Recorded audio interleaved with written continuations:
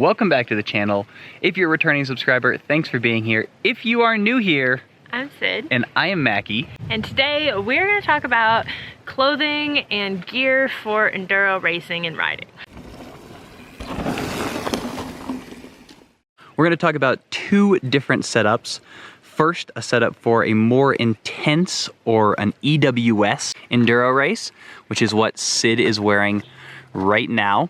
Also, make sure to stay tuned to the end. We're going to tell you guys our three most important pieces of equipment that you need for an enduro race to be well protected and have a good time.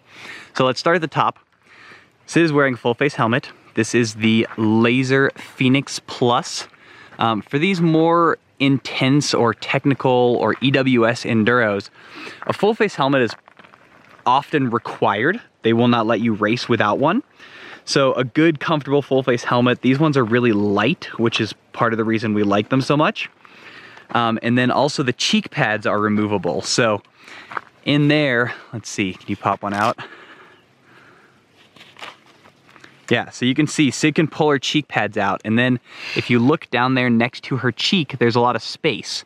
And that makes it really nice for climbing. If you pull both cheek pads out, the helmet just feels much more airy. You can take your goggles off, and that's what you would do for the transitions or when you're like climbing between stages. So she can be set up like that, pretty comfortable, breathe easily. You'll see Sid is wearing a 3/4 length jersey.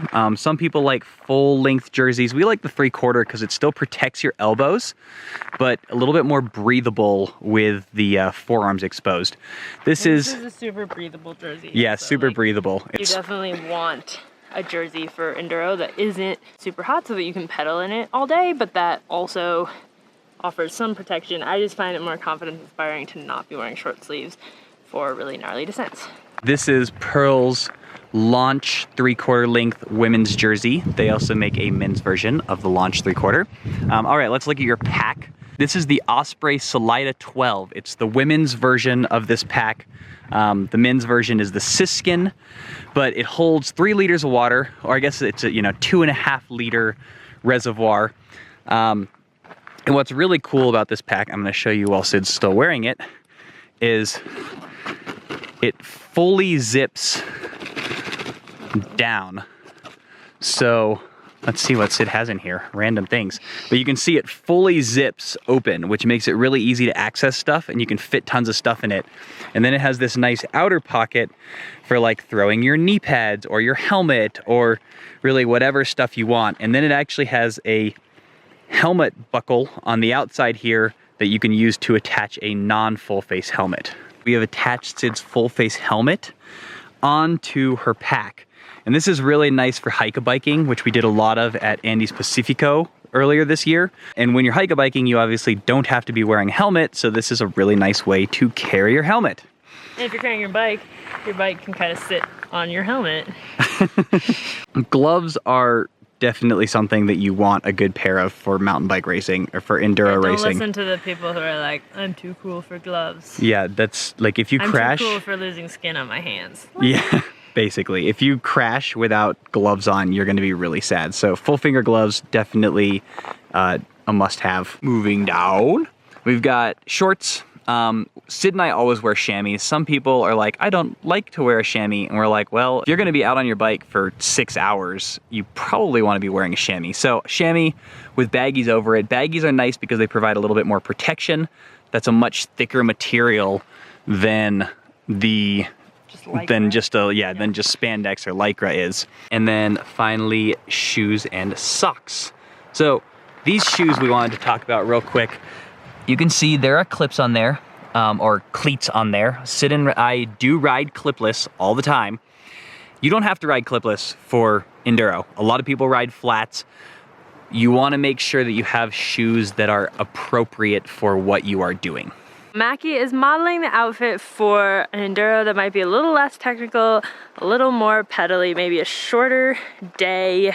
As you can see, he is just wearing a hip belt instead of the big pack. He's wearing a half shell helmet. If you are gonna wear a half shell, you definitely want a more trail-oriented half shell. As you can see, they go a little lower in the back than a cross-country or road helmet. This is the Laser Impala.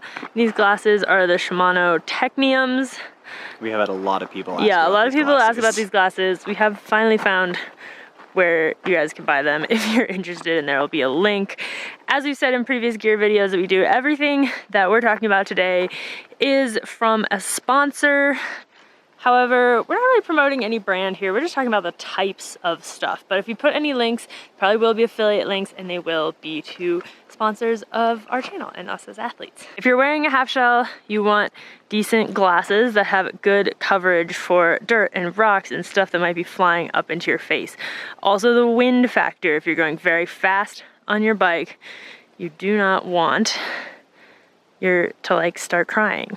Yeah, so having the ones that like go low and fit well on your head, so there's not a big gap here, definitely important. Yeah, Macky's wearing a short sleeve jersey and no elbow pads.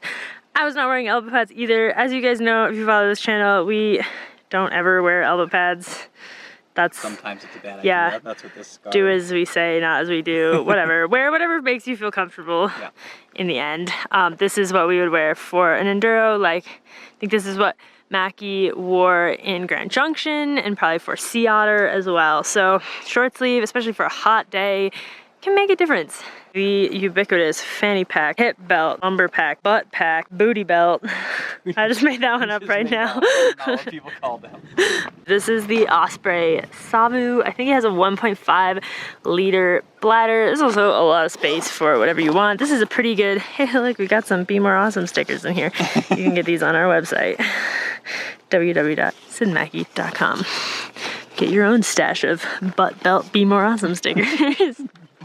A pack like this is pretty sufficient for a 3 or 4 hour day on the bike, especially if there's an aid station where you can fill up a little bit more water. I also really like these hip pockets. Yeah, for snacks. Well, snacks and tools. Like I usually carry a multi-tool in here so that if I need it quickly, I can just like grab it. It's all business, Macky. I would have snacks in there, and he has tools. I said snacks also. These are the Pearl Zumi Summit shorts. They're our favorite from Pearl. Super comfy without being like really long. I wear the men's versions as well and not the women's versions because I have very long femurs, basically. Same shoes that I was wearing. These are the XL Elevates. These are pretty awesome for hiker-biking. They're also super durable. Hiker-biking destroys shoes. So like a race like Andy's Pacifico, like that's pretty much like a one shoe race, and these shoes did really well. Actually, we used them for quite a long after that. So that's good. Yeah. We're very hard on shoes. If you have an enduro that's kind of between really technical and not technical, or maybe it's really fast and you still want a full face. Or maybe it's like really technical on the descents, but there's a ton of pedaling. Yeah, you might want to go for a super lightweight full face or a full face with a detachable chin bar. There are a lot of options of these on the market. This is the Laser Revolution. It is super lightweight. We also often wear it with glasses instead of goggles, which lightens stuff up a lot. So if you have a stage with a lot of pedaling, it like makes it breathe really easy. It makes it breathe really easily. Goggles are horrible for breathing. So if you have a stage with a lot of pedaling and you want to really go hard on those climbs, a helmet like this might be a good solution, especially if you're worried about bombing downhill in a half shell. As you can see, it also has removable pads, so very easy to pop these out, and then you don't really notice the chin bar at all when you're pedaling uphill in it. And the one thing is, while this is a removable chin bar, it's not like an instant removal. You have to like unscrew it to take it off. So there are some that clamp on as well. Yeah, so we pretty much will just run this like as a lightweight full face. Pop the cheek pads out for the transition, stick them back in for the stages, wear them with glasses. That's what I did for all of Andy's Pacifico. Yeah, it's a pretty good setup, yeah. And you definitely feel a little bit more protected with that chin bar out there, even if it isn't a fully fledged full face helmet. A fully faced full face. Fully flappity. So now that we've kind of gone through what we wear for different enduros, we're gonna talk about the 3 things that you probably wanna make sure you have just for safety and comfort's sake before you do an enduro race. The first is a trail or enduro specific helmet. This could be a half shell, this could be a full face. The one thing you really don't want is a cross country or road helmet. The back of your head is not very protected in a cross country or road helmet, so something like this is important. It's also very important to check the rules before you do a race to make sure you don't have a full face required. In that case, you'll want to borrow one or purchase a full face before you do that, because they are usually pretty strict about those rules, because that is for your safety's sake. So good helmet goes a long way in protecting your brain, which is super important. No brain, no ride. No brain, no ride. That's good. Did you make that up just now? Yeah, not bad, huh? The second thing that we think is really important to have before you do an enduro race, knee pads. We mentioned knee pads when we were talking about it. Like, you want something that provides just good protection on your knee, because as Sid said, when you crash, your knees are very likely to hit the ground. Stitches are not fun. Cuts are not fun. Knee pads nowadays are really, really good and provide great protection while also being comfortable. Like these ones, I can pedal in these all day, no problem. Like, they make your knees a little bit warmer than not having knee pads, but the protection is totally worth it. So number 2, good set of knee pads. Third thing we want to talk about is shoes. We touched on this a little bit earlier. There are lots of different kinds of bike shoes. You don't need to go spend hundreds of dollars, but if you have been racing some cross country and you have cross country specific shoes, you might find yourself in a lot of pain doing an enduro race, because those carbon soles, they just send every single shockwave up through your legs. So a good pair, and we have shoes like that, and we definitely notice the difference. When we ride something more technical in our XC shoes, we're like, wow, I really miss the other shoes, because you feel it. And like, that's one thing in an XC race, like, you know, the downhill is usually not that big of a time percentage. It's not usually as gnarly or as rough. In an enduro race, like, descent can be really rough and long, and you might have super sore calves by the end if you don't have the appropriate pair of shoes. So whether you're wearing flat shoes or clip shoes, you're gonna want something with a slightly less stiff sole. So there is a middle ground, and this shoe is like, this is a perfect enduro shoe in the sense that it hits that middle ground, that it is stiff enough that you can really put some power down, you have good power transfer, but it's also not so stiff that you are in pain. Also, having a flexier shoe allows you to feel the pedals and feel the bike a little bit more, as opposed to just having that really solid platform that's great for pedaling, not that great for knowing where your feet are.